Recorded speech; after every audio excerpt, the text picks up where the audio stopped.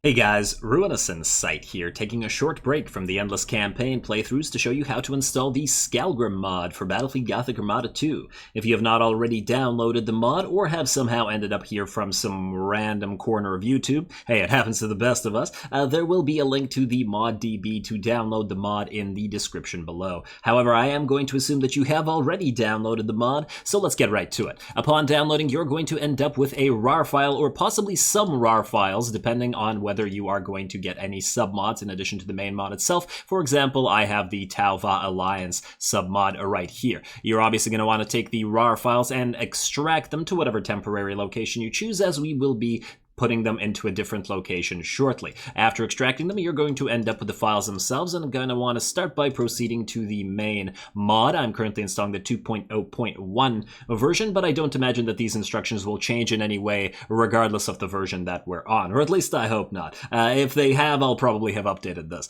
Now you're going to want to proceed to the README, which will conveniently tell you exactly how to install the mod in the bottom portion of the said README. So, installation instructions. Step 1, pray to the Omnissiah.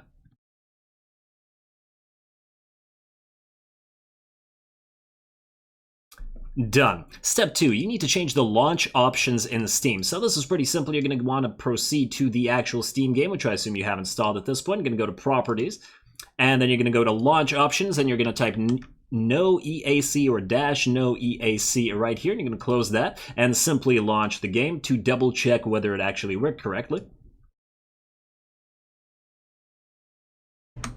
Alrighty, just made a quick little cut so I could spare you guys those pesky loading screens. Now the reason we've loaded up the game right now is to take a look at the top right corner and ensure that it says Stormancer deactivated, just like it does here. If it does indeed say that, you are good to go to quit the game and proceed to actual installation of the mod. If the game does not in fact say that, you're going to want to double check that your launch options have been written correctly. Otherwise, we're free to move on to step 3, which is to make a safe copy of your game files. This is an optional step, and I personally never bothered with it, as we live on the edge around here. But you can go to the content folder and copy those files, put them in a safe location, and then use them to revert back to pre-mod times if you so choose. Otherwise, we are moving on to step 4, which involves extracting the Skalgrim mod from that .rar file. As you guys have already seen, I have already done so, but if you have not, please do once again extract those files that you've downloaded, as you will be needing them in a couple seconds. Then you're going to want to find your Battlefleet Gothic 2 folder. This is located in Steam Apps Common, Battlefleet Gothic Armada 2, and Battlefleet Gothic 2. A little bit of a redundant name tree there, but hey, what can you do?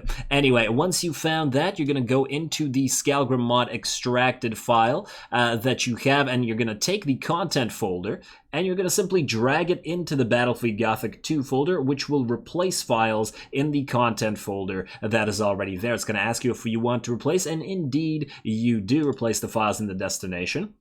And just like that, step 4 is complete. Moving on to step 5, which is pretty simple. Go through to your content folder, proceed to the packs folder, and then there is this one lonely file here, Battlefleet Gothic 2 Windows No Editor .pack. You're going to want it to go into the stock folder, and just like that, the main mod is installed. Now you can install any submods if you so choose. Every submod does install via the same methodology, i.e. replacing files, but do replace different files depending on which submod. Check the README file that's in each individual submod to see what to replace and where. For example, the Alliance submods, like I have here, also replace the content folder just like the main mod does. Weapon submods, for example, also replace a different file, which is located in Data and in Armament Stats Official. Then we got the building submod files, which replaces CVS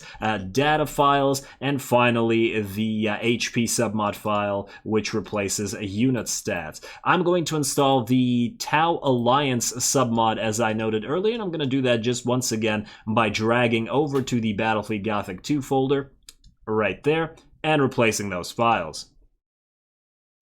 And there you have it, folks. The mod and my chosen sub-mod are all installed. You are ready to go. Don't forget to join Skalgrim's Discord to get access to the FAQ and to keep up to date with news of ongoing development. Believe me, it's worthwhile, especially if you like a tease. If you're interested in seeing some showcases or full campaign playthroughs with the mod on this channel, there will be links in the description below. Happy hunting, Admirals.